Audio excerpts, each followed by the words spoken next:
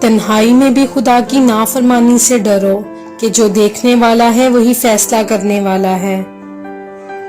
جو زمانے سے کچھ پا لیتا ہے وہ بھی رنج سہتا ہے، اور جو کھو دیتا ہے وہ بھی دکھ سہتا ہے۔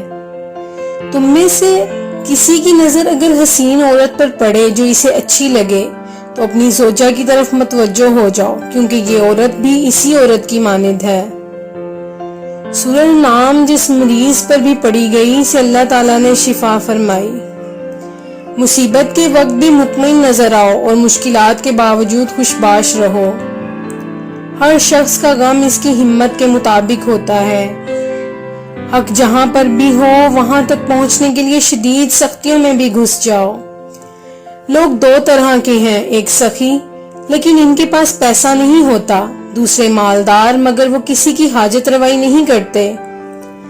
ہر سنی ہوئی بات کو بیان نہ کرو، ورنہ تمہاری بیوقوفی کے لیے یہی بات کافی ہوگی۔ غربت انسان کو اپنے ہی شہر میں اجنبی بنا دیتی ہے۔ مجھے سخت ناپسند ہے کہ تم گالی دو۔ ہر مشکل کے وقت کہا کرو لا حول ولا قوت الا باللہ العلی العظیم۔ جو تمہاری طرف آنا چاہے اس سے کنارہ کشی نقصان دہ ہے، اور جو تم سے کنارہ کش ہو جائے اس کی طرف بڑھنا ذلت نفس ہے۔ ادب حاصل کرنا سونا جمع کرنے سے بہتر ہے۔ اپنے بچوں کو ادب کرنا سکھا کر انہیں فائدہ پہنچاؤ۔